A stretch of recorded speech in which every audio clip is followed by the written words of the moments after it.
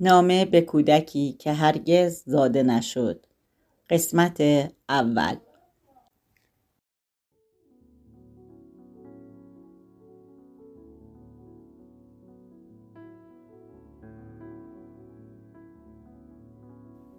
آن شب حس کردم تو هستی، قطره‌ای زندگی که از نیستی رها شده باشد.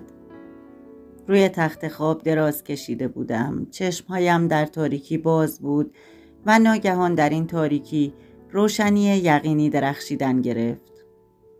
آری، تو آنجا بودی، تو وجود داشتی، درست مثل اینکه تیری میان سینه‌ام نشسته باشد. دلم از تپیدن باز ایستاد و چون دوباره با صدای خفیف تپیدن از سر گرفت، آواری از گیجی و سرگشتگی بر سرم فرو ریخت. احساس کردم در گردابی فرو می روم که در آن جز بی‌اعتمادی و دهشت چیزی نیست. اکنون نیز ترسی مرا در خود گرفته که آثارش بر چهره‌ام، بر مویم و بر ذهنم هویداست. ترسی که خودم را در آن گم می کنم. سعی کن بفهمی، این ترس از دیگران نیست. من از دیگران باکی ندارم. ترس از رنج کشیدن هم نیست. من از درد نمی ترسم. ترس من از ترس توست. ترس از تصادفی که تو را از نیستی بیرون کشید و در بطن من نهاد. من هرگز برای پذیرایی از تو آماده نبودم. حتی اگر بیش از این دیده به راحت دوخته باشم، همواره این سؤال بیرحمانه را از خود کردم که شاید تو اشتیاقی نداشته ای به دنیا بیایی. شاید روزی مرا به خاطر این کار سرزنش کنی و با فریاد بگویی چه کسی از تو خواست که مرا به دنیا بیاوری؟ برای چه مرا به دنیا آوردی؟ چرا؟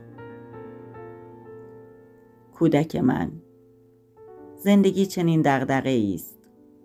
زندگی جنگی است که هر روز تکرار می شود و لحظه های شادی گریزهای کوتاهی است که به قیمتی بسیار بیرحمانه به دست می آیند. چگونه می توانم باور کنم که از بین بردنت کار درستی است؟ چطور می توانم حدس بزنم که میل نداری به سکوت بازگردانده شوی؟ تو نمی توانی با من حرف بزنی. زندگی تو به جز گرهی از سلولهای تازه شکل گرفته چیزی نیست. شاید زندگی هم نیست، امکان زندگی است. با این همه برای دریافت نشان و اثری از تو چه چیزها که حاضرم بدهم؟ مادرم با اطمینان میگوید که من هم همین اثر را از خود بروز دادم و این همان دلیل به دنیا آوردن من بود. آخر مادرم مرا نمیخواست. آغاز وجود من با اشتباه همراه بود، در یک لحظه تفریح و بیخبری، و برای اینکه من به دنیا نیایم هر شب دارویی را در آب میریخت و با گریه آن را مینوشید و نوشیدن دارو همچنان ادامه داشت تا شبی که در بطنش تکان خوردم و لگدی به او زدم تا بگویم که مرا از میان نبرد. داشت لیوان دوا را به لبهایش نزدیک می ساخت. در دم لیوان را پس کشید و محتوی آن را به زمین ریخت. چند ماه بعد فاتحانه در برابر خورشید غلط می زدم. اینکه کار خوبی بود یا بد نمیدانم. وقتی که خوشبختم خیال می کنم کار خوبی بود و زمانی که بدبختم فکر می کنم کار بدی بود. با وجود این، حتی موقعی که بدبختم فکر می کنم خوشم نمی آمد که به دنیا نیایم، زیرا هیچ چیز از نیستی بدتر نیست. برایت تکرار می کنم. من از درد نمی ترسم. درد با ما به دنیا می آید و رشد می کند و همچنان که به داشتن 2 بازو و 2 پا عادت داریم به درد خو می کنیم.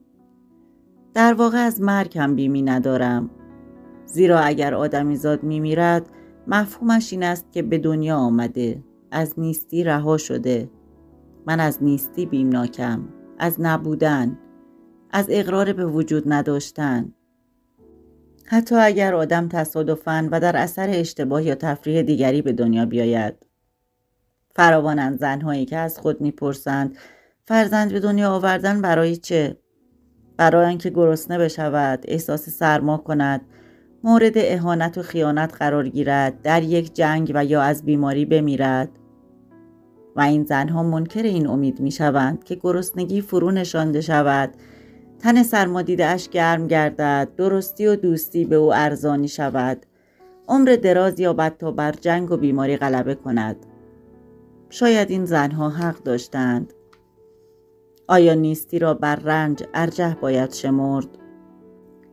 من حتی در لحظاتی که بر ناکامیم، بر ناامیدی و عذابم اشک می‌ریزم، باز معتقدم که رنج کشیدن از نبودن بهتر است.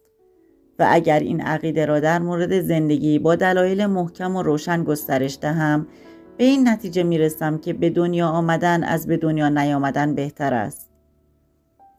آیا این گونه دلیل آوردن را می‌توانم به تو تحمیل کنم؟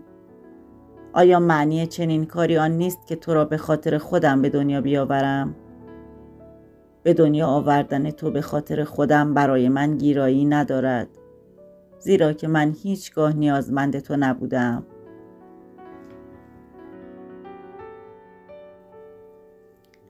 تو به شکمم لگد نزدی، پاسخم را ندادی. چگونه می توانستی این کار را انجام بدهی؟ از وجود تو مدت بس کوتاهی می گذرد. اگر از پزشک در این مورد پرسشی می کردم مرا مسخره می کرد. ولی من به جای تو تصمیم گرفتم. تو زاده خواهی شد.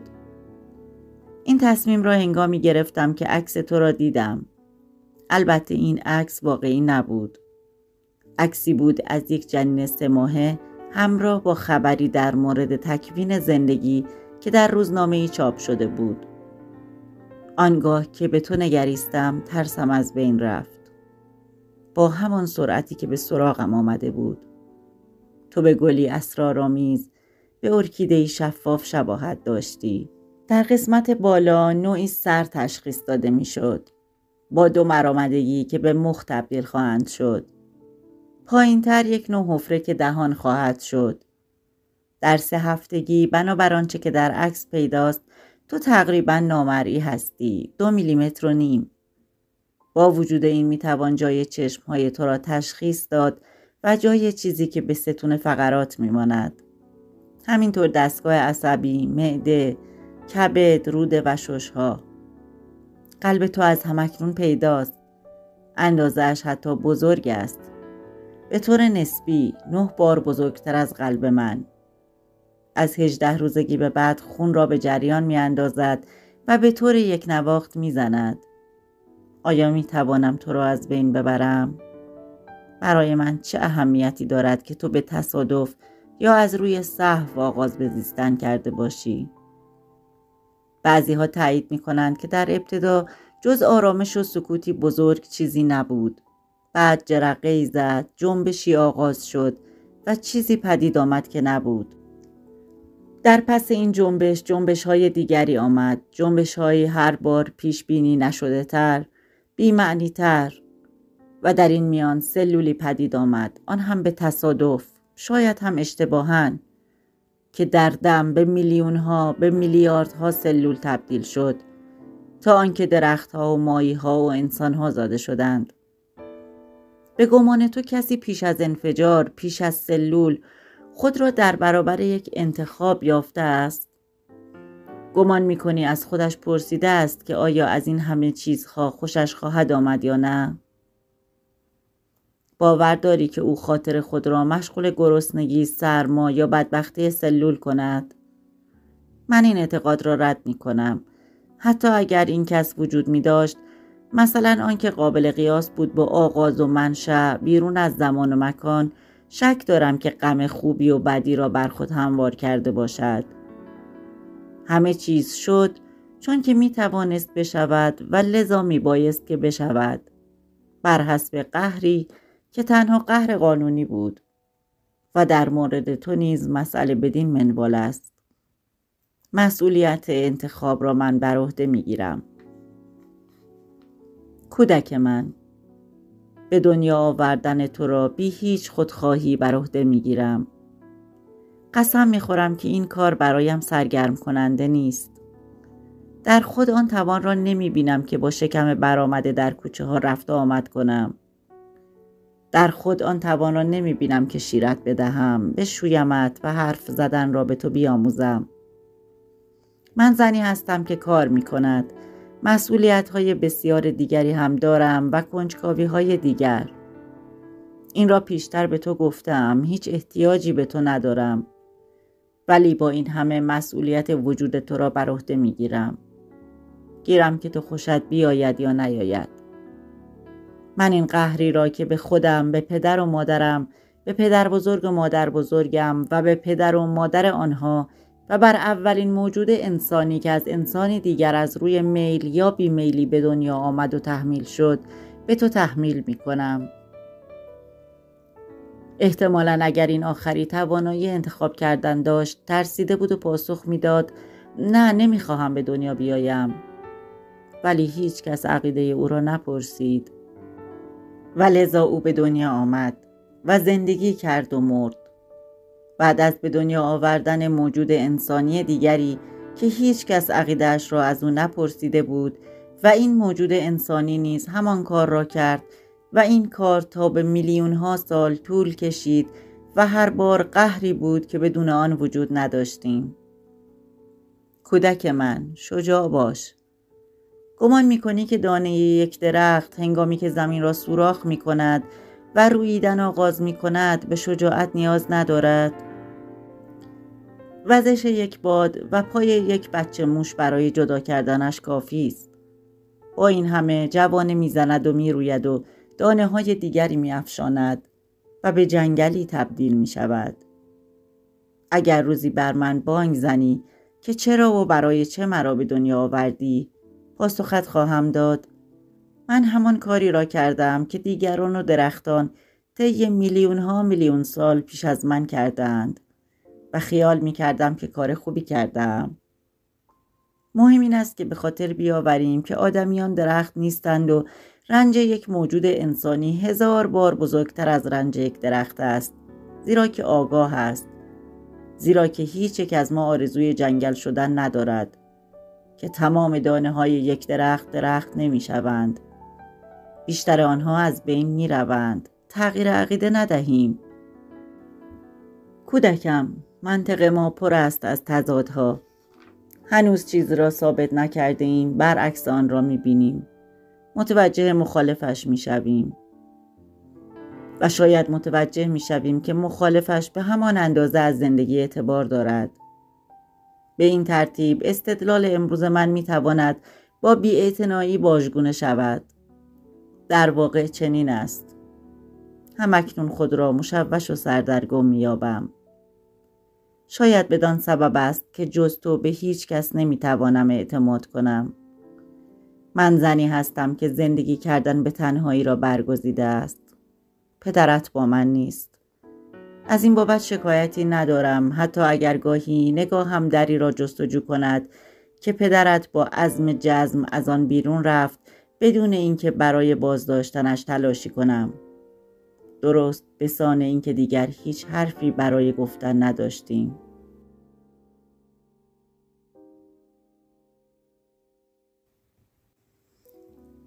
پیش پزشک بردمت. بیش از تایید و تصدیق به مشورت احتیاج داشتم. به جای هر جوابی سرش را تکان داد و گفت که حوصله کنم. گفت که هنوز جوابی ندارد، چند روز دیگر برگردم. داشتم به این فکر می افتادم که تو تنها میوه تخیلاتم هستی و بس. وقتی که دوباره پیشش برگشتم، تنها به این خاطر بود که ناآگاهیش را به او خاطر نشان سازم. به او بگویم که دانشش پشیزی نمی ارزد و یک مرد چگونه می تواند زنی را درک کند که اظهار می کند که بچه‌ای در شکم دارد. یک مرد نمی تواند آبستن باشد. و از این گذشته آیا این خود مزیتی است یا کمبودی؟ تا دیروز مزیتی به نظرم می رسید، حتی برتری. امروز این یک حد در نظرم جلوه می کند، یک فخر. زندگی دیگری را در جسم خود گنجاندن، به جای یک تن 2 نفر بودن، چیزی از افتخار به همراه دارد. لحظاتی پیش می آید که نوعی احساس پیروزی آدم را در خود می گیرد که در برابر آن دیگر هیچ چیز وجود ندارد.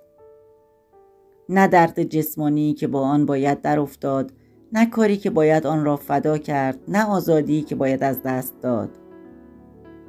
مرد خواهی بود یا زن؟ دلم میخواهد زن باشی. میخواهم آنچه را که احساس کردم روزی احساس کنی.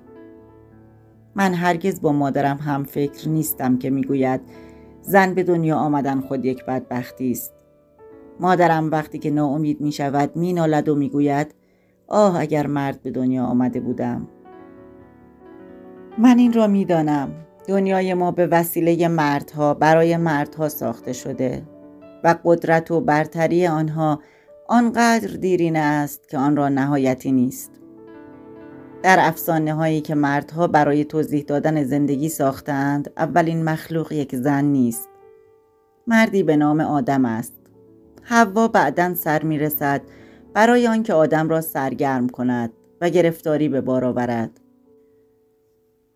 در نقاشی هایی که زینت بخش کلیسایشان است، خدا پیرمرد ریشویی است و هرگز به سان پیرزنی با موی سفید جلوه‌گر نمی شود و همه قهرمان ها مرد هستند. از پرومتئی که آتش را رو بود بگیریم تا ایکاروس که میخواست پرواز کند و حتی این عیسایی که پسر پدر و روح القدس میخوانندش، مثل این که زنی که از آن متولد شد یک مرغ کرچ یا دایه بود. و با وجود این، یا بهتر بگویم به این خاطر، زن بودن چه شورانگیز است، زیرا این اقبالی است که مستلزم شجاعتی است بزرگ، ستیزه‌ای که خستگی ندارد. اگر زن به دنیا بیایی، چه چیزهایی را که باید بر عهده بگیری. باید به مبارزه برخیزی و اعلام کنی آفرینشگر به خوبی میتوانست پیرزنی با موی سپید یا دختری زیبا باشد. سپس باید برای توضیح دادن اینکه گناه از آن روز پدید نیامد که حوا سیبی چید نبرد کنی. آن روز فضیلت باشکوهی جلوه‌گر شد که نافرمانی نام دارد. بالاخره باید مبارزه کنی تا ثابت کنی که در بدن صاف و مدور تو هوشی وجود دارد که حق پذیرفته شدنش را فریاد میزند. مادر بودن حرفه نیست، وظیفه هم نیست. حقی است در بین حقوق دیگر. تو از فریاد و فغان درمانده خواهی شد و بیشتر وقتها یا تقریبا همیشه باخت با تو خواهد بود. ولی نباید مایوس شوی. مبارزه کردن از برنده شدن بسی زیباتر است. سفر کردن از به مقصد رسیدن شادی بیشتری دارد و برای فائق آمدن بر این پوچی باید سفر را از سر گیری. آرمانها به هدفهای تازه‌ای بیافرینی. بله، آرزو کن که زن باشی. اگر کودک صدایت میکنم اعتنا نکن و امیدوارم که هیچ وقت چیزی را که مادرم میگوید نگویی. من هرگز آن را بر زبان نرانده‌ام. ولی اگر مرد به دنیا آمدی، همانقدر شادمان خواهم شد. چون که اندامت قوی تر خواهد بود، بارهای سنگین تری بر تو خواهند نهاد. مسئولیت های مستبدانه‌ای بر تو تحمیل خواهند کرد. چون ریش داری، اگر گریه کنی بر تو خواهند خندید. حتی اگر محتاج به محبت باشی. در جنگ به تو دستور خواهند داد که بکشی یا بمیری و تو را ملزم خواهند کرد که در ظلم و جور ایجاد شده در دوران غارنشینی شریک جرم باشی. با وجود این، یا بهتر بگویم به این خاطر، مرد بودن نیز حادثه شگفت‌انگیزی است. اقدامی که هرگز تو را ناامید نخواهد کرد. اگر تو مرد به دنیا آمدی، امیدوارم مردی باشی که من همیشه در رویاهایم دیدم. مردی مهربان با درماندگان، خشن با زورمندان، بخشنده و شریف با کسانی که تو را دوست دارند و بی‌رحم با کسانی که زور گویند. کودکم، من در پی آن هستم تا برایت شرح دهم که مرد بودن به دومی در پیش داشتن نیست، بلکه به مفهوم انسان بودن است. و آنچه بیش از هر چیز برای من اهمیت دارد این است که تو یک انسان باشی. کلمه انسان کلمه شگفت‌آوری است، زیرا مرد و زن را محدود نمی کند و بین آنها که دومی دارند و آنهایی که ندارند مرزی ترسیم نمی کند. از این گذشته، خطی که دمدارها را از بیدمها جدا می سازد آنقدر باریک و ظریف است که عملاً منحصر می شود به توانایی رویاندن یا نرویاندن یک مخلوق در شکم دیگری. قلب و مغز جنسیتی ندارند، رفتار هم جنسیت ندارد. اگر تو انسانی اهل دوست داشتن و اهل تفکر هستی، آنچه را که گفتم به خاطر داشته باش. زیرا من از آنهایی نیستم که به صورتی تو را ملزم سازم که رفتارت زنانه یا مردانه باشد. من تنها از تو خواهم خواست که از معجزه متولد شدن بهره برگیری و هرگز به پستی و بی‌همتی تن در ندهی. پستی جانوری است همواره کمین کرده. او ما را هر روز می‌گزد و نادرند کسانی که نمی‌گذارند که این حیوان پاره پاره‌شان کند. به نام احتیاط، به نام سود و زیان و گاهی به نام فرزانگی. آدمیان هنگامی که خطری تهدیدشان می‌کند ترسو و بزدلند. هرگز نباید از خطر بگریزی، حتی اگر ترس و بیم تو را بر حذر دارد.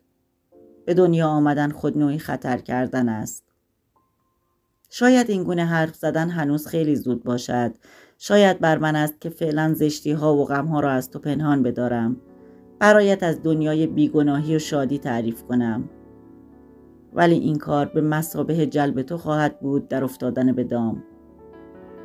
مثل این خواهد بود که تو را به این خیال وادارم که زندگی فرش ظریف و نرمی است که با پای برهنه میتوان بر آن راه رفت. نه جاده‌ای سنگلاخ با سنگ‌هایی که پای آدمی به آن گیر می‌کند می‌افتد و مجروح می‌شود. سنگ‌هایی که با کفش‌های آهنین باید از آنها گذشت. و حتی این هم کفایت نمی‌کند. زیرا در حالی که تو از پاهایت مراقبت می‌کنی، همواره کسی پیدا خواهد شد که سنگی بردارد و به سوی تو پرتاب کند. برای امروز کافی است. سخنم را تمام می‌کنم. پسرم، دخترم. از درس من چیزی دستگیرت شد؟ چه کسی می‌داند دیگران اگر به آن گوش می‌دادند درباره‌اش چه می‌گفتند؟ دیوانه ام می‌پنداشتند یا به سادگی سنگ دلم می‌دانستند. آخرین عکست را نگاه کردم. در 5 هفتگی قد تو از 1 سانتیمتر کمتر است. خیلی تغییر کرده ای. خیلی بیشتر از یک گل اسرارآمیز، یک ماهی بسیار کوچک که باله‌های نازکش پدیدار می‌گردند. 4 باله که به پا و بازو تبدیل خواهند شد. چشم‌های تو از همکنون 2 نقطه سیاه بسیار کوچکند که دور آنها دایره‌ای دیده می‌شود و بدن تو به دم کوچکی منتهی می‌گردد. در گزارشی می‌خواندم که در این مرحله باز شناختن تو از جنین هر حیوان پستاندار دیگری تقریباً غیر ممکن است. اگر تو یک گربه بودی، کم و بیش به چیزی که همکنون هستی شباهت داشتی. نه چهره‌ای، نه مخی.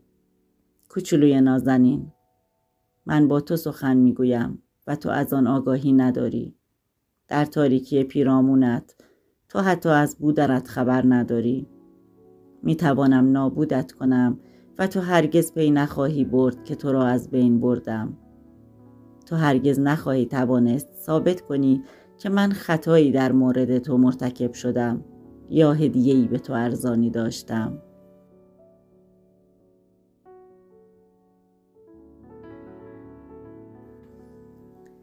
دیروز بی اندازه افسرده بودم. سخن مرا در این باره که میتوانم از بینت ببرم و تو حتی به این پی نخواهی برد که کار من خطا بوده است یا خیر باید ببخشی و فراموش کنی. این صحبتی بود و بس. در انتخاب من تغییری پیش نیامده. حتی اگر در اطراف من پیش آمد غیر منتظره ای اتفاق افتاد. امشب با پدرت حرف زدم. به او گفتم که تو اینجایی. این را با تلفن به او گفتم. چون که او از اینجا بسیار دور است. از آنچه که او گفت دستگیرم شد که خبر خوشی به او ندادم. ابتدا سکوت عمیقی پیش آمد، درست مثل اینکه تماس قطع شده باشد. بعد صدای گرفته ای را شنیدم که با لکنت می گفت چقدر لازم داری؟ بدون اینکه بفهمم پاسخ دادم. تصور می کنم 9 ماه. حالا دیگر شاید از 8 ماه هم کمتر. آن وقت صدا گرفتگیش را از دست داد و تند شد. گفت من از پول حرف میزنم. در جوابش گفتم کدام پول؟ گفت پول برای رها شدن از شرش. چطور نمیفهمی؟ بله، او واقعا گفت رها شدن از شرش. درست مثل اینکه تو لنگه باری بودی و وقتی که با آرامش هرچه بیشتر برایش شرح دادم که قصد من کاملا چیز دیگری است، استدلال در هم بر همی را آغاز کرد که در آن خواهش و تمنا، نصیحت، سخنان تهدیدآمیز، تهدیدهای تملق‌آمیز مشهود بود. گفت فکری کار آینده‌ات را بکن، مسئولیت‌هایت را در نظر بگیر. ممکن است روزی پشیمان بشوی. مردم چه خواهند گفت؟ برای این گفتگوی تلفنی میبایست پول گزافی پرداخته باشد. تلفنچی هر از گاهی مداخله میکرد برای اینکه بگوید مکالمتان را ادامه میدهید. من تقریباً با رضایت لبخند میزدم. ولی وقتی که او از سکوت من جرأت پیدا کرد و نتیجه گرفت که چون هر دو مقصریم خرج را تقسیم خواهیم کرد، دیگر چندان راضی نبودم. حال بدی پیدا کردم. به جای او خجالت کشیدم و گوشی را با این خیال که دوستش داشته بودم گذاشتم. دوست داشتن؟ یک روز باید من و تو درباره یک کاری که عشق مینامندش مفصل صحبت کنیم. زیرا صادقانه بگویم هنوز از این مقوله چیزی دستگیرم نشده است. به گمانم موضوع ابهامی عظیم در میان باشد که برای مقید کردن و سرگرم کردن ما اختراع شده. کشیش‌ها، آگهی‌های تجاری، ادبا، سیاستمداران و همه آنهایی که عشق بازی می‌کنند از عشق حرف می‌زنند و با سخن گفتن از عشق، با جلوه دادن آن به عنوان زیربنای هر داستان غم‌انگیز به روح و جسم خیانت می‌ورزند. آنها را جریحه‌دار می‌سازند و حتی به قتل می‌رسانند. من از این کلمه که در همه جا و بر همه زبان‌ها جاری است نفرت دارم. دوست دارم راه بروم، دوست دارم بنوشم، دوست دارم سیگار بکشم، آزادی را دوست دارم، معشوقم را دوست دارم، پسرم را دوست دارم. اگر آن چیزی که ذهن و قلب مرا آشفته می‌سازد همان است که عشق مینامندش، سعی می‌کنم هرگز از آن استفاده نکنم. حتی هرگز از خودم نپرسم. و من نمی‌دانم که آیا تو را دوست دارم. من به عنوان عشق به تو نمی اندیشم. به عنوان زندگی به تو فکر می کنم. و پدرت را گوش بده. هرچه بیشتر فکر می کنم بیشتر ایمان می آورم که هرگز دوستش نداشتم. هرچه بیشتر فکر می کنم تحسینش می کنم. خواستمش ولی دوست داشتنش نه. آنهایی هم که پیش از او آمدند شبحهای ناامید کننده‌ای بودند از جستجوی همواره شکست خورده. البته این جستجو به یک درد خورد. به درد فهمیدن این که هیچ چیز به اندازه تمایلی که یک موجود به موجود دیگر دارد، مثلا تمایل یک مرد نسبت به یک زن نسبت به یک مرد، آزادی را تهدید نمی کند. نه بندها، نه زنجیرها، نه میله های آهنی. هیچ یک این چنین بندگی کورکورانه، این چنین ضعف ناامیدانه ای را پیش نمی آورند و بدبختی زمانی پیش می آید که آدم به نام این کشش خود را در اختیار دیگری قرار دهد. این تنها به درد آن می خورد که حقوقمان، شایستگیمان، آزادیمان را فراموش کنیم. مانند سگی که دارد غرق می شود، بیهوده در جستجوی ساحلی هستی که وجود ندارد. ساحلی که اسمش دوست داشتن و محبوب بودن است و دست آخر با نومیدی خود را به ساحلی موهوم می‌کشانی. در بهترین موارد به این فکر می‌افتی که از خودت بپرسی چرا خود را به آب انداختی؟ عدم رضایت از خود، امید یافتن چیز دیگری در وجودت، ترس از تنهایی، از اندوه، از سکوت، نیاز به تصرف کردن و در تصرف قرار گرفتن. به عقیده برخی این چیزی است که آن را عشق می‌نامند، ولی من بیم آن دارم که این بیشتر نوعی گرسنگی باشد که چون به سیری انجامید به سوء هاضمه بدل شود، به استفراغ. با وجود این باید چیزی وجود داشته باشد که معنی این حرف لعنتی را بر من آشکار سازد. حتما باید چیزی وجود داشته باشد که قادر باشد مرا به کشف این که عشق چیست و چگونه است وادارد. نیاز و آتش فراوانی بدان احساس می کنم و با این نیاز، با این آتش است که فکر می کنم شاید مادرم حق داشت بگوید که عشق چیزی است که مادر نسبت به فرزندش احساس می کند. آنگاه که در آغوشش می گیرد و او را به گونه این شگفتی آور تنها می یابد.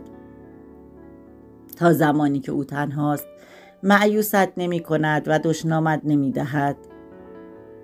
و اگر از تو خواستم که معنی این سه حرف عین شین قاف را بر من آشکار سازی، بله، بر تویی که وجود مرا غارت می کنی و خونم را می مکی و از نفسم زنده ای.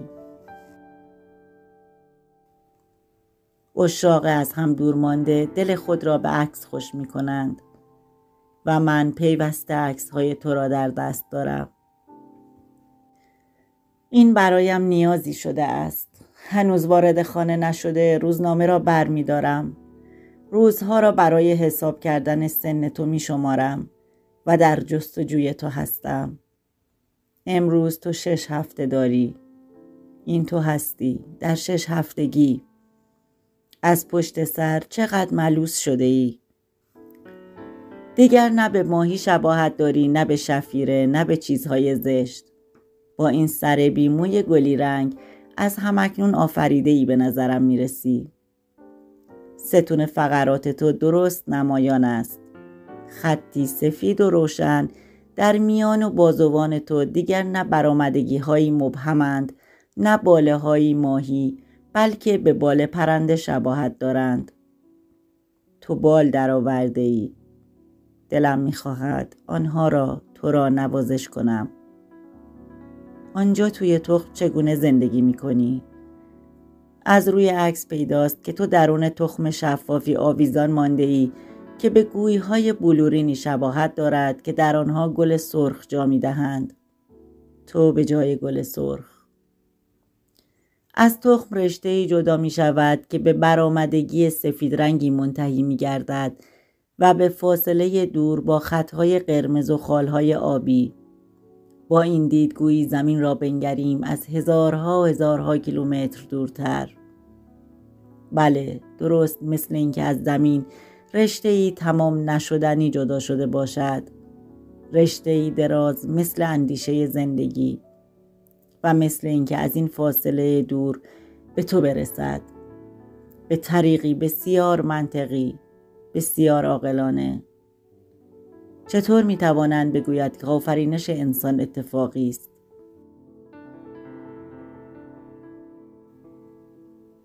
دکتر به من گفته بود که بعد از 6 هفته پیشش برگردم. فردا خواهم رفت. گویین که گاه ترس و دلخوره و نگرانی بر من چیره می شود و گاه شادی وصف ناپذیری تمام هستی وجودم را فرا می گیرد. دکتر با حالتی بین شادی و مهربانی و جدی بودن صفحه کاغذی را برگرفت و گفت: تبریک میگم خانوم. از روی بی ارادگی یادآور شدم دوشیزه. درست مثل این بود که به او سیلی زده باشم. آثار شادمانی و وقار از قیافه‌اش رخت بربست و با لحنی عادی گفت: عجب. بعد خودکارش را برداشت و خانم را خط زد و به جایش نوشت دوشیزه. بدین گونه بود که در اتاقی به رنگ سفید سرد با صدای مردی که لباس سفید سرد به تن داشت، علم رسما به من خبر داد که تو اینجایی. چون خودم مدت‌ها پیش به این موضوع پی برده بودم، حیرت زده‌ام نکرد. ابتدا از اینکه زیر اصلاح هویتم خط کشیده شد و این تصحیح به نسخه پزشک منتقل گردید غافلگیر شدم. این خود از گرفتاری‌های آینده خبر می‌داد، حتی در لحنی که علم بلافاصله مرا ملزم ساخت که لباسم را در بیاورم و روی تخت معاینه قرار بگیرم. چیزی از صمیمیت با خود نداشت. رفتار دکتر و پرستار به این میمانست که از من خوششان نیامده. به صورتم نگاه نکردند. به جای آن نگاه‌هایی رد و بدل می‌کردند که از آن حرف‌های دیگری خوانده می‌شد. وقتی که روی تخت دراز کشیدم پرستار عصبانی شد، چون که پاهایم را از هم باز نکرده بودم و آنها را در رکاب فلزی سرد ننهاده بودم. خودش با ناراحتی این کار را انجام داد. گفت آهان اینجا. خودم را مسخره و حقیر و تقریبا دور از حیا و عفت احساس کردم. وقتی روی شکمم را با ملافه‌ای پوشاند از او ممنون شدم. آن وقت بود که بدترین چیزها پیش آمد. دکتر دستکش لاستیکی به دست کرد و با بدخلقی شروع به معاینه کرد. فشار و کاوش چند باره و دردم آمد و من بیم آن داشتم که بخواهد تو را له کند، چون که ازدواج نکرده بودم. سرانجام با بیرون آوردن انگشت کارش را تمام کرد و گفت همه چیز خوب و طبیعی است. حتی چند توصیه هم به من کرد. گفت که آبستنی بیماری نیست بلکه حالتی است طبیعی، پس بهتر است که به همان شیوه پیشین به زندگیم ادامه دهم. خیلی سیگار نکشم، کارهای دشوار نکنم، با آب بسیار گرم خودم را نشویم و به سخت کردن نیندیشم. با لحن بهت زده ای پرسیدم سخت کردن؟ و او گفت قانون آن را ممنوع کرده است، به خاطر داشته باشید.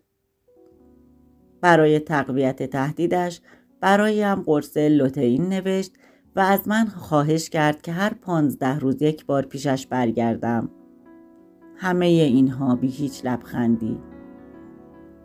سپس به من گفت که پول را به صندوق باید بپردازم. در خصوص خانم پرستار باید بگویم که حتی خداحافظی هم نکرد و موقعی که در را می‌بست سرش را به نشانه سرزنش و تحقیر تکان می‌داد. بیم دارم که تو به این چیزها عادت نکنی. در دنیایی که برای قدم نهادن به آن آماده می‌شوی و با وجود همه صحبت‌ها درباره زمان‌هایی که تغییر می‌یابند، به زنی که بدون شوهر داشتن منتظر بچه‌ای است معمولاً به چشم یک زن ولنگار می‌نگرند و در مناسب ترین حال او را زنی می‌دانند که رفتاری جنون‌آمیز و متفاوت دارد یا یک زن قهرمان. هرگز او را زنی مثل سایر زنها نمی‌پندارند. فروشنده داروخانه‌ای که قرص لوتئین به من فروخت مرا می‌شناسد. خوب می‌داند که من شوهر ندارم. وقتی که نسخه را به او دادم ابروهایش را در هم کشید و با نگاه حیرتباری براندازم کرد. بعد از آن پیش خیاطم رفتم تا پالتویی به او سفارش بدهم. زمستان نزدیک است. می‌خواهم گرم باشی. با دهان پر از سنجاق اندازه هایم را گرفت. وقتی که برایش توضیح دادم که باید اندازه ها را بزرگتر در نظر بگیرد چون که آبستنم و زمستان بسیار چاق خواهم شد، به شدت شرمگین شد. دهانش از تعجب باز ماند و من ترسیدم که سنجاق ها را فرو دهد. به یاری خداوند آنها را نبلعید، ولی سنجاق ها و همینطور مترش به زمین افتادند و من از اینکه این ناراحتی را برایش پیش آورده بودم نوعی احساس پشیمانی می کردم. در مورد رئیسم وضع همین گونه بود. اعم از اینکه بخواهم یا نه، رئیس کسی است که کار مرا می خرد و برای زندگی کردن به من دستمزد می دهد. خلاف اخلاق و انسانیت بود که به او نگویم تا چند وقت دیگر نمی توانم کار بکنم. برای دیدار با او و دادن خبر به دفترش رفتم. سخت صدایش بند آمد. سپس به حالت طبیعی برگشت و منمن کنان گفت که به تصمیمم احترام می‌گذارد و حتی از اینکه چنین تصمیمی گرفتم تحسینم کرد. گفت که آدم با شهامتی هستم، ولی شاید عاقلانه تر آن باشد که ماجرا را همه جا بازگو نکنم. گفت با مردم از این حرفا زدن یک چیزی است و با مردمی که نمیتوانند آن را بفهمند چیز دیگر. به خصوص که احتمال دارد که تغییر عقیده بدهی، مگر نه؟ در مورد این تغییر عقیده خیلی اصرار کرد. می گفت حداقل تا ماه سوم فرصت دارم که به موضوع فکر کنم. این کار یعنی از خود فرزانگی نشان دادن. کار من پیشرفت خوبی داشته. چرا به خاطر احساساتی شدن جلوی پیشرفتم را بگیرم؟ بایست خوب به قضیه فکر می کردم. صحبت از این نبود که برای چند ماه یا 1 سال کارم را ترک کنم. موضوع تغییر کامل جریان زندگی هم در میان بود. ممکن بود که دیگر اختیار خود را نداشته باشم، در حالی که شرکت او دقیقاً به این اعتبار مرا به کار گرفته بود که وقتم را در اختیارشان قرار دهم. او برای من نقشه‌های بسیار درخشانی داشت. واقعاً اگر می‌خواستم تغییر عقیده دهم، کافی بود که به او بگویم و او کمکم می‌کرد. پدرت 1 بار دیگر تلفن کرد. صدایش می‌لرزید. می‌خواست بداند آیا از قضیه اطمینان حاصل کردم؟ به او گفتم بله. برای بار دوم از من پرسید کی می‌روم ترتیب کار را بدهم. برای بار دوم بدون اینکه حرفش را گوش کنم گوشی را گذاشتم.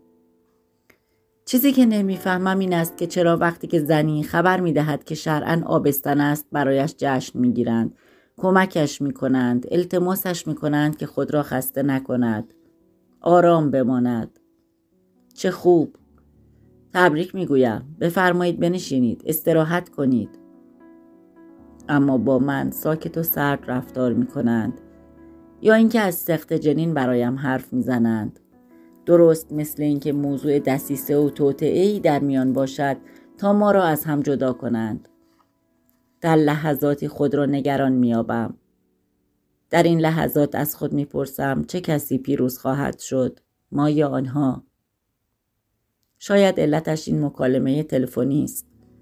اون مرارت‌ها و دشواری‌هایی را دوباره جان بخشید که من فراموش شده می‌پنداشتم. توهین‌هایی را که خیال می‌کردم بر آنها فائق آمده‌ام. توهین‌هایی که از طرف اشباح خیالی ایجاد شده بود و من به وسیله آنها فهمیدم که عشق چیز باشکوه و مبهمی است. زخم‌ها به هم آمدند. جای زخم‌ها به زحمت دیده می‌شود.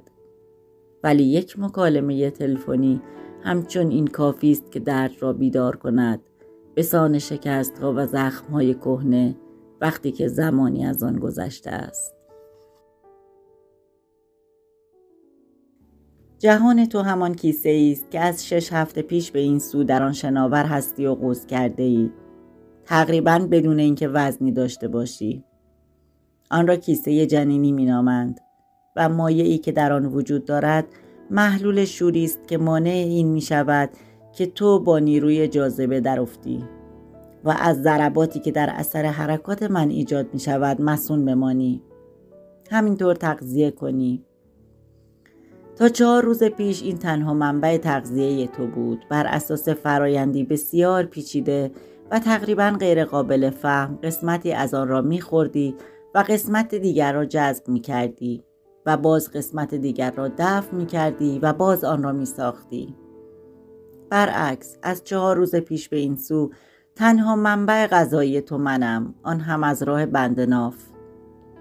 این روزهای آخر چه چیزهایی پیش آمده است؟ از فکر به آنها شادمان می‌شوم و تو را تحسین می‌کنم. جفتی که مثل پوست گرمی تخم تو را احاطه کرده قوت گرفته، تعداد سلول‌های خونی‌ات زیاد شده و همه چیز با سرعتی عجیب انجام می‌گیرد. اکنون شبکه سیاه رگ‌های تو آشکار است. 2 تا سرخک هم به خوبی دیده می‌شوند. همینطور سیاه رگ بندناف که اکسیژن و مواد شیمیایی مورد نیازت را برای تو می‌آورد. علاوه بر این کبدت رشد کرده و تمام اعضای داخلی پیدا شده‌اند. آلت جنسی تو و تمام اعضای داخلی پیدا شده‌اند. جنسیت تو و اعضای تولید مثلت شروع به رشد کردند. همکنون این را می‌دانی که پسر هستی یا دختر. ولی آنچه بیش از هر چیز مرا به شادی و شعف می‌آورد، کوچولوی من، این است که دستهای تو نیز درست شدند. انگشت‌ها به خوبی تمیز داده می شود. از این پس دهانی کوچک خواهی داشت با لب‌ها. زبانت شروع به رشد کرده و حفره‌هایی برای نگهداری دندانهایت و چشم‌های خواهی داشت بس زیبا. تو هنوز آنقدر ریز و سبکی 3 گرم به زور. آن وقت چشم داری. به نظرم غیر ممکن می آید که این همه چیز در این اندک مدت انجام یافته باشد. به نظرم غیر واقعی می آید و با وجود این شروع دنیا وقتی که سلول تشکیل شد و با آن همه چیزهایی که زاده می شوند تنفس می کنند و می میرند تا دوباره به دنیا بیایند حتما به همین گونه بوده است. یک تماس، یک برجستگی، آغاز یک زندگی، زایشی همواره پیچیده تر، دشوارتر، سریعتر، منظمتر و کاملتر. کودک من، چقدر کار میکنی؟ چه کسی گفته که تو آسوده در خوابی و آبهای تو گهواره جنبان تو هستند؟ تو هرگز نمیخوابی. هرگز استراحت نمی کنی. پس چه کسی گفته است که در نوای هماهنگ از صداهایی که آرام تا غشاء تو میرسند در صلح و آرامش به سر میبری؟ من اطمینان دارم که در ماورای تو یک هرج و مرج دائم، یک جریان، یک التهاب، یک صدای خفیف و یک انفجار متوالی از صداهای شدید وجود دارد. چه کسی گفته است که تو یک ماده بی حرکتی، تقریبا یک گیاه که با قاشقکی میتوان آسان آن را از ریشه بیرون آورد؟ به من میگویند اگر میخواهم خودم را از دست تو رها کنم الان وقتش است. به طور دقیق موقعش از همین حالا شروع می شود. به عبارت دیگر باید منتظر بشوم که تو یک موجود انسانی بشوی با چشمها و انگشتها و دهان تا بتوانم که بکشم تو را. پیش از این برای آن که پیدایت کنند و از ریشه درت آورند خیلی کوچک بودی. آنها دیوانه اند و جنایتکار. دوستم مدعی است که دیوانه منم. وی که شوهر دارد در عرض 3 سال 4 بار سقط کرده است. قبلا 2 تا بچه داشت و داشتن سومی برای او دشوار می نمود. درآمد شوهرش اندک است. خودش کاری دارد که مورد علاقه اوست و نمیتواند از آن بگذرد. مادر شوهرش بچه ها را بزرگ می کند. بیچاره نمیتواند به کودکستانی بگذاردش. دوستم میگوید شاعرانه فکر کردن چیز زیبایی است ولی واقعیت چیز دیگر است. حتی مرغ‌ها هم جوجه هایی را که میتوانند به دنیا نمی آورند. اگر از هر تخمی جوجه‌ای بیرون می آمد کره زمین به مرغدانی تبدیل می شد. میدانی که بسیاری از مرغ‌ها تخم مرغ‌های خودشان را میبلعند. میدانی که آنها فقط 1 یا 2 بار در سال جوجه در می آورند. و در مورد خرگوش‌ها میدانی که بعضی خرگوش‌های ماده نوزادان لاغر خود را می‌خورند تا به نوزادان دیگر بهتر شیر بدهند. آیا بهتر نیست به جای به دنیا آوردن آنها و خوردنشان یا خوراک دادنشان در همان ابتدا از بینشان ببرند؟ به عقیده من بهتر آن است که آدم اصلاً حامله نشود. ولی همین که این استدلال را به میان میآورم عصبانی می‌شود. میگوید که بله خودش قرص می‌خورد. قرص موجب دردش میشد ولی معزالک میخورد. تا اینکه یک شب قرص را فراموش میکند و در نتیجه اولین سقط پیش آمد. سقط با سوند. منظورش را از سوند نفهمیدم. به گمانم سوزنی است که جنین را میکشد. در عوض فهمیدم که بسیاری از آنها با آنکه از درد و رنج فراوانی که این ابزار برایشان فراهم میکند با خبرند، با اینکه گاهی به زندان هم می روند باز هم از آن استفاده می کنند. از خودت می پرسی که از چند روز پیش چرا تنها از این موضوع برایت حرف می زنم؟ چرایش را نمی دانم. شاید برای اینکه آنقدر دیگران از این موضوع حرف زدند که برایم به صورت یک فکر دائم در آمده است. شاید برای اینکه خودم بدون اینکه باور کنم پیوسته به آن اندیشیدم. شاید برای اینکه نمیخواهم با هیچ کس دیگر تردیدی را در میان نهم که روحم را مسموم کرده است. امروز تنها فکر کشتن تو مرا می‌کشد و با این همه برایم پیش می‌آید که آن را در نظر بیاورم. بحث درباره جوجه ها، همینطور خشم دوستم وقتی که ضمن نشان دادن عکس های تو به چشم ها و دست هایت اشاره می کنم، مرا در احساسی مبهم فرو می برد. با خشم در پاسخ هم می گوید که برای درست دیدن چشم ها و دست های تو میکروسکوپ هم کافی نیست. فریاد می زند که من در رویا و خیال زندگی می کنم و می خواهم به احساس و دنیای خیالیم جنبه عاقلانه و هوشمندانه‌ای بدهم. حتی این زن گفت بچه قورباغه هایی را که از حوض خانه‌ات بیرون می‌آوری چرا قورباغه نمی‌شوند و شب با غرغرشان از خواب بیدارت نمی‌کنند؟ خوب می‌دانم که دارم تو را از رسوایی‌های جهانی که آماده ورود به آن می‌شوی آگاه می‌کنم.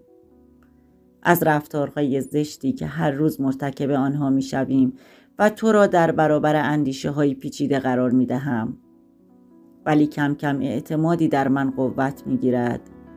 اعتماد به اینکه تو می‌فهمی، زیرا تو از همکنون همه چیز را می‌دانی. این از روزی شروع شد که من سعی می‌کردم با تلاش هرچه بیشتر برای تو شرح بدهم که زمین به سان جایی که تو قرار داری گرد است، که دریا از آبی شبیه به آنچه تو در آن شناوری درست شده و موفق به توضیح آنچه می‌خواستم نمی‌شدم. ناگهان به فراست دریافتم که کوششم بیهوده است. تو همه چیز را بیشتر و بهتر از من می‌دانستی و شک درست حد زدن ترکم نمی کند. اگر در کیسه تو دنیایی وجود دارد، چرا در این دنیا اندیشه‌ای هم نباشد؟ آیا این فکر به ذهن ما القا نمی شود که ناخودآگاهی خاطره است از زندگی که انسان پیش از رسیدن به مرحله آگاهی داشته است؟ آیا واقعا اینطور نیست؟ پس تو که همه چیز را می دانی به من بگو زندگی چگونه شروع می شود؟ این را برایم بگو، تمنا می کنم. آیا زندگی تو آغاز شده است؟ از چند وقت پیش؟ از لحظه‌ای که قطره روشنایی که اسپرم مینامندش به درون سلول نفوذ کرده و آن را تقسیم نمود، از لحظه‌ای که قلبت پدیدار شد و خون را به جریان انداخت، از لحظه‌ای که مغزت شکل گرفت، نخاعت تشکیل شد و تو به شکل انسان درآمدی، یا که این لحظه هنوز باید فرا رسد و تو فقط دستگاهی در حال ساخته شدن هستی؟ برای شکست خاموشی تو و نفوذ در زندانی که تو را در بر میگیرد خیلی چیزها حاضرم بدهم. برای دیدن تو و شنیدن پاسخت حاضرم از همه چیز بگذرم. من و تو جفت بسیار عجیبی هستیم. همه چیز تو بستگی به من دارد و همه چیز در وجود من به تو بسته است. اگر بیمار شوی بیمار می شوم. اگر بمیرم می میری. و با وجود این نه من می توانم با تو ارتباط حاصل کنم نه تو با من. در چیزی که شاید فرزانگی بی پایان تو باشد، حتی از قیافه‌ای که من دارم، از سن من، از زبانی که حرف میزنم بیخبری. نمیدانی از کجا می آیم، کجا هستم، در زندگی چه می کنم. اگر میخواستی مرا در ذهنت مجسم کنی، برای اینکه حدس بزنی که سفیدم یا سیاه، جوانم یا پیر، بزرگم یا خرد، کوچکترین دانشی را در اختیار نداری. و من را بگو که هنوز از خود میپرسم تو یک شخص هستی یا نه؟ هرگز دو بیگانه وابسته به یک سرنوشت با هم ناآشناتر از ما دو نفر نبودند. هرگز دو ناشناس در یک قالب و کالبد ناشناخته تر و دورتر از ما نبودند.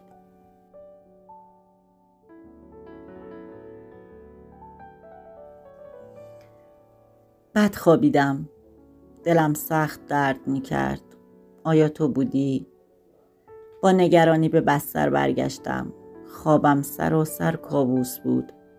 از یک کابوس هولناک پریدم. در یکی از خوابها پدرت گریه می کرد. هرگز گریه‌اش را ندیده بودم. باورم نمیشد که قادر به این کار باشد. اشکهایش به سان سرب مذاب در حوض خانه‌ام میریخت. حوضی که پر بود از روبانهای بیشماری از ژلاتین. تخمهای کوچک سیاهی به شکل دم بر آنها غنوده بودند. بچه قورباغه ها. حواسم پیش پدرت نبود.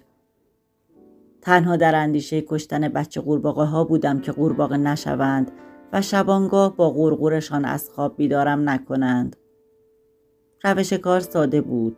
کافی بود که با چوبی روبانها را بردارم و آنها را روی چمن قرار دهم تا خورشید خشکشان کند. ولی روبانها لیز می‌خوردند و چابکانه از دستم در می‌رفتند و دوباره در آب می‌افتادند و در گل و لای فرو می‌رفتند. موفق نمی‌شدم آنها را روی علف‌ها قرار دهم. بعد پدرت دست از گریه کشید و به یاری من آمد و بدون زحمت موفق شد با شاخه‌ای کوچک روبانهایی را که از دستش در نمی‌رفتند می‌گرفت و آنها را روی چمن انباشته می‌کرد. آرام و ساده. و من از این کار رنج می‌بردم. زیرا به نظرم می‌رسید که ده‌ها و صدها بچه را می‌بینم که در برابر خورشید خفه و خشک می‌شوند.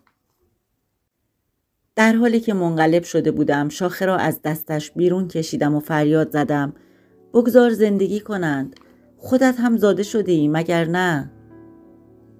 در کابوسی دیگر کانگورویی بود. کانگورویی ماده که از شکمش چیز نرم و آبکی بیرون پرید. یک نوع کرم بسیار نرم و لطیف. با وحشت و هراس دور و برش را نگاه کرد. درست مثل این که بخواهد بداند که کجاست، بعد شروع کرد به خزیدن روی بدن کرکدارش. این را به آهستگی انجام میداد. از لغزیدن، سر خوردن، سرگردان شدن خسته و درمانده میشد. ولی سرانجام به کیسه رسید و در حالی که از آخرین تلاشش میلرزید با سر در آنجا جا گرفت. متوجه بودم که این تو نیستی، بلکه جنین کانگوروست. اینطور به دنیا می آید چون که از زندان رحم زود خارج می شود و تکامل خود را در هوای آزاد انجام می دهد. ولی من با او طوری حرف می زدم مثل اینکه با تو حرف بزنم. از اینکه آمده بود به من نشان بدهد که یک جاندار است نه یک شیء بی جان از او تشکر می کردم. به او می گفتم که ما دیگر با هم بیگانه نیستیم، ناشناس نیستیم و از خوشحالی می خندیدم. ولی مادر بزرگ سر رسید. بسیار پیر و غمگین بود. به نظر می آمد که وزن همه دنیا بر شانه های خمیده‌اش تکیه دارد. در دستهای چروکیده و فرسوده‌اش طفل بسیار کوچکی را گرفته بود که چشمهایی بسته و سری نامتناسب داشت و می گفت: چقدر خسته‌ام. کفاره سقط‌هایی را که کردم ادا می کنم. 8 سقط و 8 بچه داشتم. اگر ثروتمند بودم 16 فرزند می داشتم و یک بار هم سقط نمی کردم. حقیقت ندارد که به این کار عادت می کنیم. هر بار دفعه نخستین است. ولی کشیش این را نمی فهمید. طفل کوچک قد یک صلیب بود. از آن صلیب هایی که بر سینه می آویزند. مادر بزرگ در حالی که او را مثل یک صلیب بالا گرفته بود وارد کلیسایی شد و در اتاقک اعتراف به گناه زانو زد و از پشت غرفه آهسته شروع به صحبت کرد. از آن سوی شبکه صدای زننده‌ای که صدای کشیش بود بلند شد. گفت: شما یک جاندار را کشته اید. یک جاندار را کشته اید. مادر بزرگ از ترس اینکه دیگران بشنوند میلرزید. سفارش میکرد و میگفت: پدر بلند حرف نزنید، خواهش میکنم. شما باعث میشوید که دستگیرم کنند. خواهش میکنم. ولی صدای کشیش کم نمیشد. مادر بزرگ فرار کرد. در کوچه میدوید. در حالی که پاسبانها تعقیبش میکردند و مشاهده پیرزنی که اینطور بدود دلخراش بود. احساس میکردم به خاطر او دارم غش میکنم. به خودم میگفتم قلبش پاره خواهد شد. از این کار خواهد مرد. دم در خانه‌اش پاسبانها او را گرفتند. طفل را از چنگش در آوردند و دستهایش را بستند. در حالی که با غرور میگفت: پشیمانم ولی باز این کار را خواهم کرد و این هرگز خواسته من نیست، ولی من نمیتوانم بزرگ کردن این همه کودک را به عهده بگیرم. نمیتوانم. آن وقت بود که درد شدید شکمم مرا از خواب بیدار کرد. دیگر نباید دوستم را ببینم. بحث‌های او موجب این کابوس‌ها می‌شود. دیشب به شام دعوتم کرد. شوهرش خانه نبود و موقعیت برای حرف زدن از تو به نظرش مناسب آمد. این یک عذاب بود. در واقع به نظر می رسد که پزشکی به اسم HP مونسون با او همدل است. این دکتر مدعی است که جنین ماده تقریباً بی حرکتی است. تقریباً گیاهی است که به وسیله قاشق می توان از ریشه به در آورد. دست آخر می شود آن را یک دستگاه به هم پیوسته از مهارت‌های شکل نگرفته پنداشت. به عقیده برخی از زیستشناس‌ها هستی و حیات انسانی از همان ابتدا شروع به درک می کند. زیرا که تخم بارور شده شامل DNA است که اساس همه پروتئین هایی است که حیات و هستی فرد را تشکیل می دهد. تزی که دکتر مونسون به آن جواب رد می دهد و می گوید که اسپرم و تخم بارور نشده هم DNA دارند. آیا در این صورت اسپرم و تخم را هم به عنوان موجودات انسانی در نظر می گیریم؟ برای گروهی دیگر از پزشکان موجود انسانی بعد از 24 هفته وجود انسانی می شود. یعنی موقعی که خارج از زهدان می تواند به زندگی خود ادامه دهد. حتی اگر بارداری تمام نشده باشد. بالاخره گروهی از انسانشناسا هستند که برای آنها نوزاد موجود انسانی به شمار نمی رود. زیرا هنوز عوامل تربیتی و اجتماعی بر او تأثیر نگذاشتند. کارمان به مجادله کشید و دعوایمان شد. دوستم درباره عقیده مردم شناسا قضاوتی کاملا مثبت داشت و حالان که من با زیست شناسا موافق و هم عقیده بودم. در حالی که به خشم آمده بود مرا متهم کرد که از کشیش‌ها جانبداری می‌کنم. می‌گفت تو کاتولیکی، کاتولیک. رنجیدم. من کاتولیک نیستم و او این را می‌داند. من همه کشیش‌ها را از دخالت در این امر منع می‌کنم و او این را می‌داند. ولی هرگز نمی‌توانم عقاید مستبدانه دکتر مونسون را بپذیرم. اصلا نمی‌توانم بفهمم که آدم مثل این که برای دفع عذاب سنگینی مسهل می‌خورد یا سندی را وارد بدن خود کند مگر اینکه چی؟ آیا دارم به تصمیم خودم خیانت می‌ورزم؟ گمان می‌کردم از این پس خیلی مطمئن خواهم بود. بر همه بی‌اعتمادی‌ها و همه تردیدها فائق خواهم آمد. چرا اکنون برمیگردند و در زیر 1000 بهانه خود نمایی می‌کنند؟ آیا این در اثر ناراحتی است که موجب سرگیجه‌ام می‌شود؟ به علت این دردهایی است که شکمم را سوراخ می‌کند؟ کوچولو، من باید قوی باشم. باید ایمان به خودم و تو را نگه دارم. در واقع باید تو را تا آخر با خودم ببرم تا وقتی که بزرگ شدی نه به کشیشی که در خواب فریاد می‌کشید، نه به دوستم و نه به دکتر مونسون، نه به پاسبان‌هایی که به پیرزن دستبند می‌زدند شباهت پیدا نکنی. اولی تو را دارایی خدا می‌پندارد، دومی تو را دارایی مادرت می‌پندارد و دیگران تو را دارایی کشور و دولت می‌پندارند. تو به هیچ کس تعلق نداری، نه به مملکت، نه دولت و نه به من. تنها به خودت تعلق داری. از همه چیز گذشته تو خودت بودن را انتخاب کرده ای و من در اشتباه بودم وقتی که میپنداشتم که گزینشی را به تو تحمیل میکنم. من با نگه داشتن تو جز فرمانبرداری از دستوری که به هنگام روشن شدن جرقه زندگیت به من دادی کاری نمی کنم. من هیچ چیز را انتخاب نکردم. من اطاعت کردم. بین تو و من قربانی احتمالی تو نیستی، منم. مگر وقتی که همچون خوناشامی به بدن من میآویزی همین را نمیخواهی به من بگویی؟ مگر وقتی که حالت تهوع را برایم پیش میآوری همین را نمیخواهی ثابت کنی؟ حالم خوب نیست. از 1 هفته پیش کارم درمانده‌ام میکند. 1 پایم ورم کرده است. اگر قرار باشد از این مأموریت و سفری که خود را برای انجامش آماده کردم چشم پوشی کنم وحشت آور خواهد بود. و رئیسم به نظر می رسد که فهمیده باشد. امروز با لحن تقریبا تهدیدآمیزی پرسید آیا می توانم؟ و اضافه کرد که خیلی امیدوار است. موضوع طرح مهمی در میان است که برای من ساخته شده. رئیسم به این کار اهمیت می دهد. خودم هم همینطور. اگر نتوانم به آنجا بروم، حتما می روم. مگر دکتر نگفت که حاملگی بیماری نیست بلکه یک حالت طبیعی است؟ مگر نگفت که من باید به انجام آنچه همیشه می کردم ادامه بدهم؟ می دانم که تو به من خیانت نخواهی کرد. ماجرایی اتفاق افتاد که پیش بینی نکرده بودم. دکتر بستریم کرد و حالا اینجا هستم بی حرکت. باید دراز بکشم و تکان نخورم.